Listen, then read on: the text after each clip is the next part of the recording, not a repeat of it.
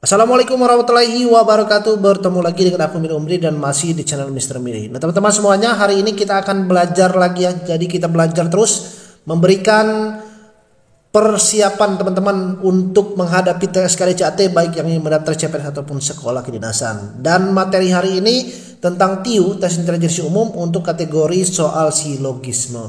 Kalau kemarin kita sudah bahas tentang kategori soal ataupun materi tentang analogi, hari ini kita bahas tentang silogisme. Nah, bagi teman-teman yang belum menonton, silakan teman-teman bisa scroll ya, atau bisa cek playlist di YouTube saya Mr. Mili.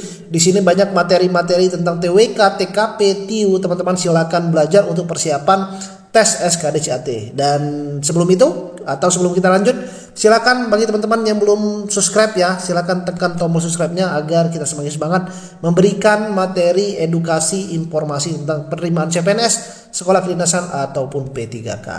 Oke, kita lanjut ya. Hari ini kita belajar tentang silogisme. Jadi kemarin kita sudah belajar analogi. Bagi teman-teman yang belum menonton, silakan tonton ya materinya sebelum video ini. Jadi sudah ada materi analoginya dan hari ini kita belajar tentang silogisme. Nah, apa itu silogisme? Silogisme itu adalah penalaran ya. Jadi sama analogi itu atau silogisme itu sama penalaran ya. Penalaran secara tidak langsung dengan menarik kesimpulan dari dua atau lebih kalimat pernyataan atau premis. Jadi kalau di sini, kalau di silogisme itu namanya premis ya. Dengan kata lainnya adalah kalimat pernyataan. Jadi menarik kesimpulan dari dua atau lebih kalimat pernyataan yang diberikan. Nah, dalam aturan silogisme itu ada dua aturan yang digunakan dalam silogisme. Ada aturan umum ya, ada aturan umum dan juga aturan khusus. Nah, aturan umumnya terdiri dari premis umum atau pernyataan umum atau ada yang orang lain nyebutnya premis mayor ya, sama saja premis umum, premis mayor itu sama.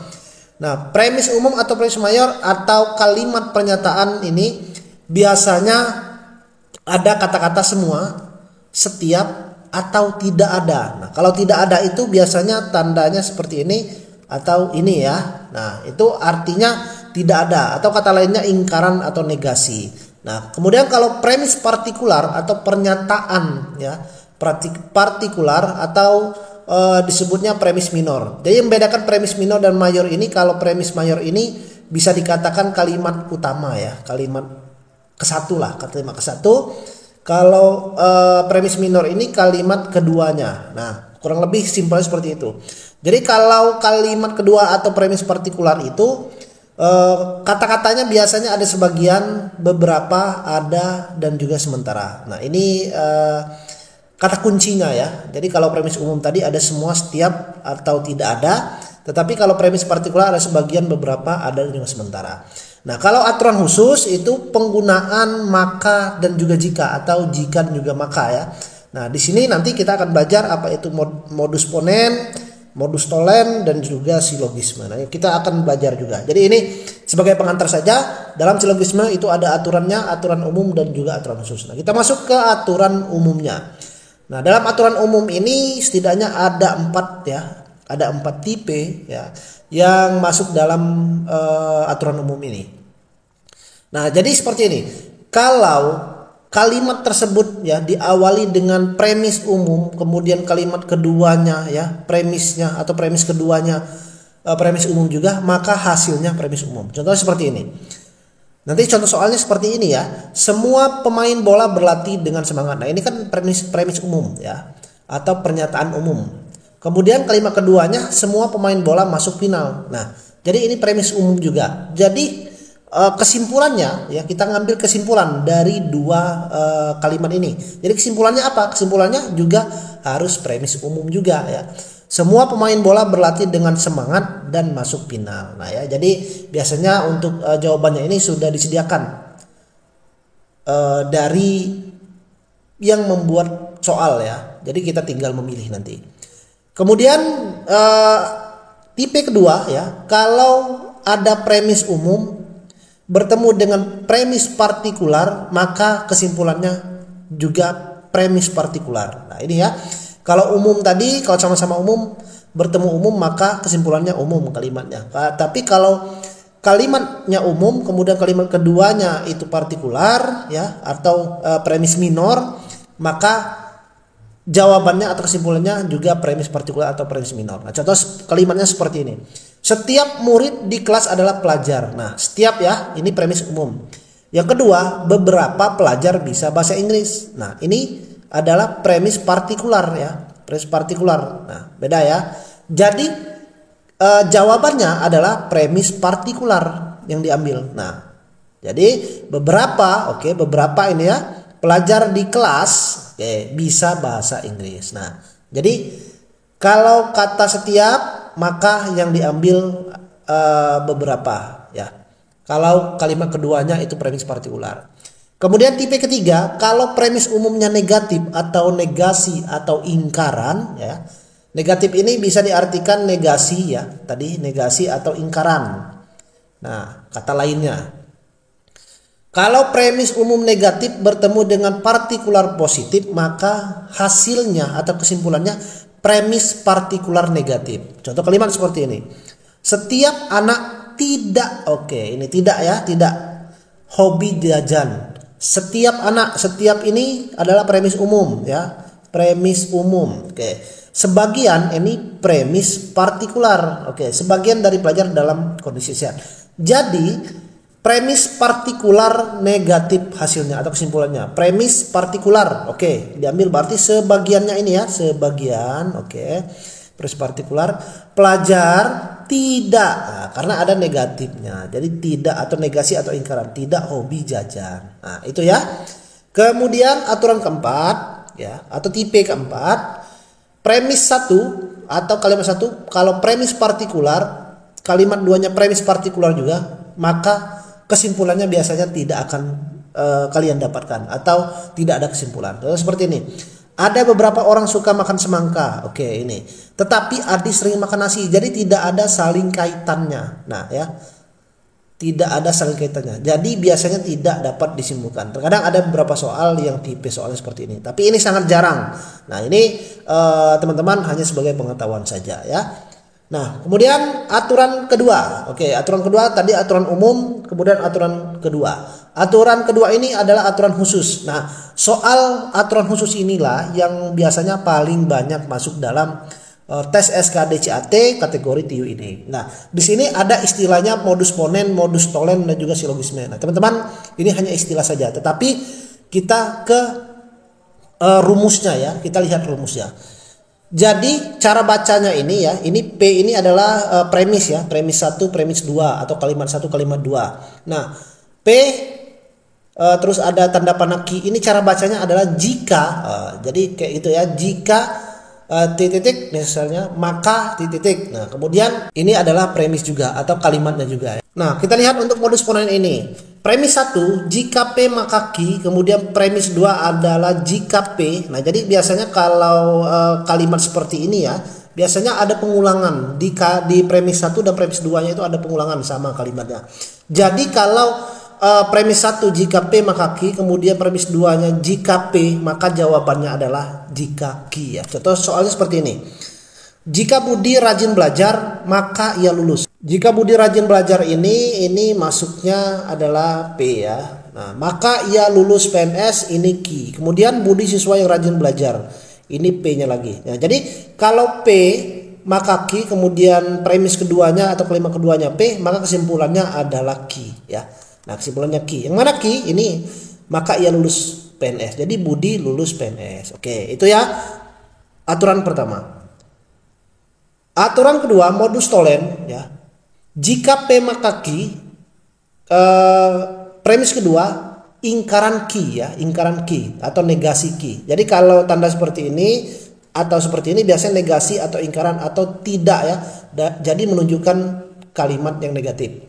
Nah, jadi kalau misalnya jika P maka Q, kemudian ingkaran Q, jawabannya adalah ingkaran P. Nah, jadi seperti kalau kayak gini tinggal coret aja sebenarnya. Q kayak gitu ya. Nah, jadi langsung ingkaran P. Nah, contoh seperti ini. Jika Budi rajin masuk kelas, ini P ya, maka ia akan dicintai guru. Ini Q. Budi tidak dicintai guru. Ini ingkaran ki ya. Nah, jadi jawabannya adalah ingkaran P. Jadi untuk jawabannya adalah Budi tidak rajin masuk kelas. Nah, jadi Budi tidak rajin masuk kelas karena ada kata ingkarannya tadi. Kemudian yang ketiga adalah dari aturan khusus ini, tipe yang ketiga silogisme. Jika P maka Q, oke, kalimat ini jika P maka Q, kemudian premis kedua jika Q maka R. R ini adalah kalimat yang lain ya. Jadi jawabannya adalah jika P maka R. Oke, langsung coret kayak gitu ya. Contoh soalnya seperti ini, jika Budi rajin belajar P, maka ia akan lulus masuk perguruan tinggi. Ini Q. Jika masuk perguruan tinggi, pengulangan lagi sama seperti ini Q ya, maka hidup jadi bahagia. Nah, ini kalimat ini adalah R. Jadi jawabannya adalah jika Budi rajin belajar, maka hidup jadi bahagia. Nah, kayak gini ya. P maka Q. Oke. Itu ya untuk aturan khususnya. Nah, sudah jelas ya sampai di sini.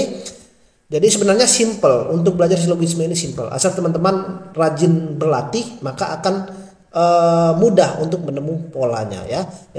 Nah, oke, kita lanjut ke contoh soal yang pertama. Nah, ini ya contoh soal yang pertama. Semua pelamar CPNS membuat akun SSCSN. Beberapa pelamar adalah seorang guru. Kesimpulan yang tepat adalah, oke, ini adalah aturan umum ya. Jadi aturan umum. Untuk premis ke-1 adalah semua. Premis kedua adalah beberapa. Oke, beberapa ya. Nah, kalau soal seperti ini kita lihat tadi ya.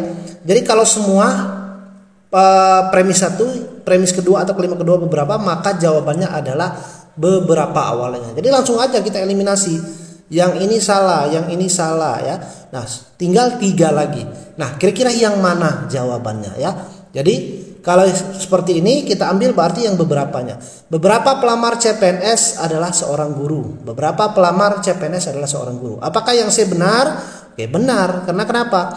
Semua dan juga beberapa. Nah, ini ya yang diambil atau fokusnya di sini. Beberapa pelamar CPNS adalah seorang guru. Beberapa guru membuat akun SSCSN. Ini juga tentu salah karena lebih dominan ke sini. Beberapa guru membuat akun SSCSN. Ini sama ya. Jadi yang ini juga salah. Jadi jawaban yang tepat adalah jawaban C karena dominannya lebih ke sini. Oke. Itu soal yang pertama ya. Jadi gampang. Nah, ini ya. Jika premis 1 adalah premis mayor dan premis 2 adalah premis minor, maka jawabannya premis minor. Jadi ini ya. Premis kedua atau kalimat keduanya. Jadi fokusnya di sini. Lanjut soal kedua. Nah, soal kedua ini adalah premis khusus. Nah, ini soal-soal seperti ini yang banyak keluar dalam tes TIU biasanya. Jika hari hujan, adik pergi ke sekolah membawa payung. Oke, ini premis 1 ya. Ini premis 1. Premis 1. Adik tidak membawa payung ya. Nah, ini adalah premis 2-nya. Jadi polanya ini yang mana? Pola yang ini coba. Jika hari hujan, P, adik pergi ke sekolah membawa payung, maka Q. Adik tidak membawa payung, jadi tidak ya, ingkaran Q. Coret aja langsung, jadi ingkaran P. Ingkaran P apa? Ingkaran P tadi hujan ya. Oke, jadi hari kita pilih ya. Hari tidak hujan karena ingkaran ya, ingkaran ini ingkarannya ya, tidak ini ingkaran P. Jadi ingkaran P, adik hari tidak hujan. Oke, gampang kan? Sebenarnya gampang. Soal TIU ini gampang. Jadi teman-teman hanya perlu fokus saja. Oke, ini adik pergi membawa payung. Ini tentu salah ya. Adik pergi membawa payung. Adik tidak pergi ke sekolah. Tentu salah. Nah, jadi sebenarnya polanya itu kalau ini cukup hafal saja 3 pola ini. Jadi kalau teman-teman hafal 3 pola ini, maka akan gampang untuk menjawab soal seperti ini. Nah, ini ya ingkaran P ya. Ini P bukan Q. Ingkaran P ya, ingkaran P. Jadi hari tidak hujan. Jawaban yang tepat adalah jawaban yang A. Lanjut soal ketiga. Jika anak rajin belajar, maka ibu akan membeli buku. Oke, jika ibu membeli buku, maka ayah sayang kepada anak. Anak tidak disayang ayah. Nah, ini ada 3 kalimat. Kalau 3 kalimat ini gimana cara nentunya? Jadi kalau 3 kalimat ini kita harus selesaikan dulu 2 kalimat yang pertama. Jika anak rajin belajar, P, maka ibu akan membeli buku, Q. Jika ibu membeli buku, Q, maka ayah sayang kepada anak. R. Nah, ini ya. Jadi kalau seperti ini berarti P ya, ini langsung coret berarti P sama dengan atau maka P R ya. Oke, kita udah dapat. Anak tidak disayang ayah. Nah, ini ya. Anak tidak disayang ayah. Oke. Kalau seperti ini langsung aja kita misalnya. Ini kan berarti kalau seperti ini P R ya. Jadi R-nya itu sama saja diganti Q.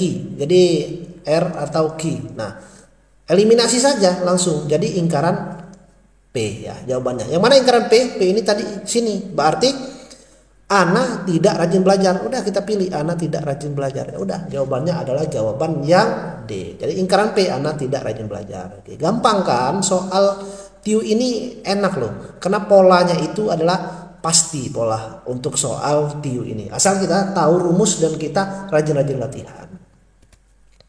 Lanjut soal keempat. Oke, soal keempat, jika harga BBM naik, maka harga cabai ikut naik. Oke. P maka Q. Jika harga cabai naik, oke, jika harga cabai naik Q ya, maka semua orang tidak senang. R, karena ada kata yang lain ya. Langsung aja coret tuh. Nah, P maka P kemudian R ya. Jika P maka R. Jika harga BBM naik, maka semua orang tidak senang. Udah, kita langsung pilih. Jika harga BBM naik, maka semua orang tidak senang. Jawaban yang tepat adalah jawaban yang E. Nah, itu ya, rumusnya udah jelas. Jadi tinggal kita selesaikan atau kita coret aja yang kira-kira sama sesuai dengan rumus. Lanjut soal yang kelima, semua mahasiswa yang belajar pasti lulus ujian. Oke, semua mahasiswa yang belajar pasti lulus ujian. Nah, semua ya. Oke, ini kalimat yang aturan umum. Sebagian mahasiswa yang lulus ujian ternyata tidak belajar. Sebagian. Oke. Nah kalau ada semua, sebagian, premis 1 ya, premis 2. Nah, jawabannya yang mana kira-kira? Nah, ini PR untuk teman-teman semuanya. Silakan kalian bahas ya di kolom komentar. Jawabannya apa antara A, B, C, D, E. Kemudian berikan alasannya. Kira-kira menurut teman-teman semuanya, jawaban yang paling tepat untuk soal nomor 5 ini jawaban yang mana? Silakan teman-teman diskusi dan jawab di kolom komentar. Saya rasa ini adalah soal yang gampang, soal yang murah ya. Apalagi di sini ada beberapa jawaban yang bisa langsung teman-teman eliminasi saja ya, antara A dan juga sampai E ini. Jadi ini sangat memudahkan. Silakan berlatih, semangat untuk persiapan menghadapi TSSKD, CPNS ataupun sekolah kedinasan. Nah, bagi teman-teman yang mungkin masih ingin berminat belajar, bimbingan belajar ya, persiapan SKD CAT atau persiapan tes CPNS sekolah kedinasan, kelas masih dibuka dengan cara bisa DM ke Instagram saya Miri Umri atau klik link ada di deskripsi video ini. Silakan teman-teman daftar bimbelnya dan kita akan belajar bersama. Dan untuk materi-materi lainnya, pembelajaran lainnya, silakan teman-teman bisa scroll, lihat di playlist ya di YouTube saya. Yang pastinya jangan lupa tinggalkan subscribe-nya, tinggalkan like-nya, komen ya jika ada usul materi selanjutnya, atau juga jika video ini bermanfaat silakan bantu share video ini sebanyak-banyak kepada teman-teman semuanya. Dan terima kasih semuanya. Saya Heri. Wassalamualaikum warahmatullahi wabarakatuh. Selamat belajar semuanya.